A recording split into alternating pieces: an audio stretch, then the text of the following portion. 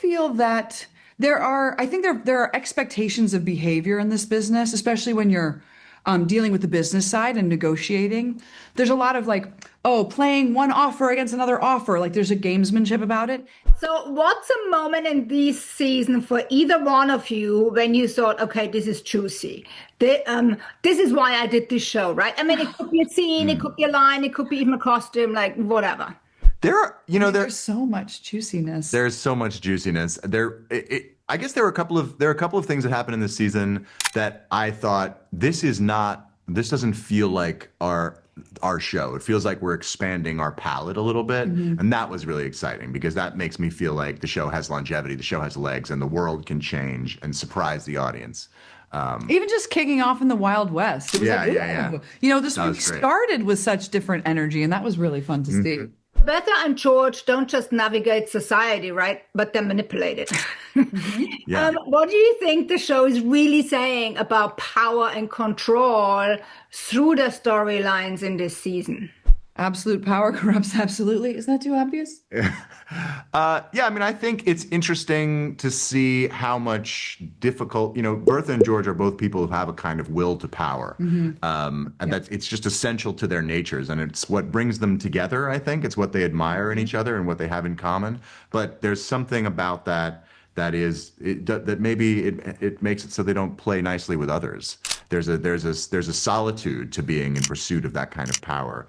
And I think because they've been on parallel tracks prior to this season, Hmm. but now that as their interests start to diverge a little bit, that will to power, I think, begins to threaten their foundations as a couple. And so much of like the structures of power exist in this theoretical space that's about the future, and people like George and Bertha are very disconnected from the actual impact that they're having on the proletariat.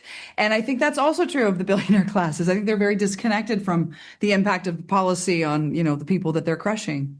So let's turn it around. Okay, what part of Bertha and George do you actually see in yourselves, or is there something they have you would like to have more in your personal life? I mean, I think I love modeling a respectful marriage with Mm. respect for like female ambition. I certainly have that in my marriage.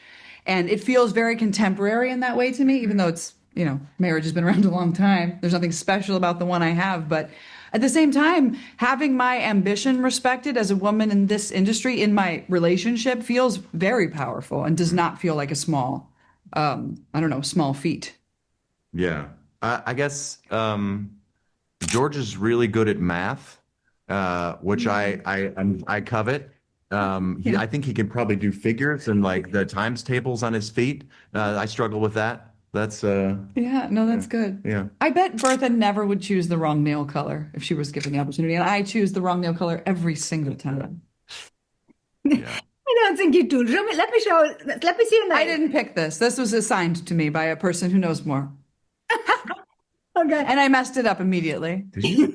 Yeah, I did. Don't look Are closely. those gels? No, no, Oh, I okay. hate gels. The Gilded Edge is about ambition, right? Masks and playing the game. Mm.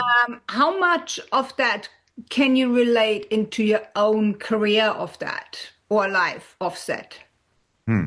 I feel that I think there are expectations of behavior in this business, especially when you're dealing with the business side and negotiating.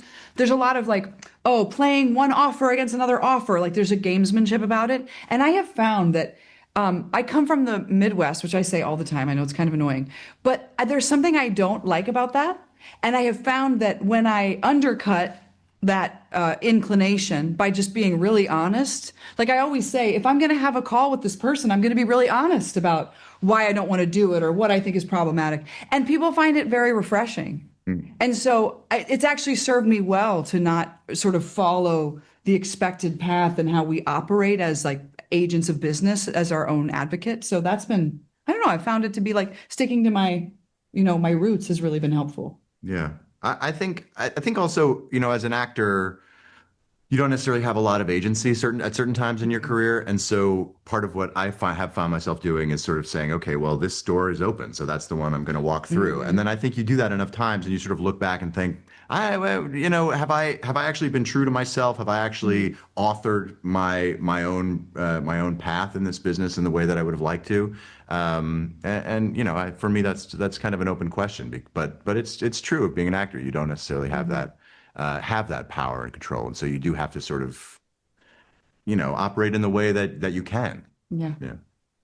Thank you so much. I have to wrap. Congratulations. You guys are awesome. I can't Thank wait for you. everybody to see the 30. Thanks so much. Appreciate it.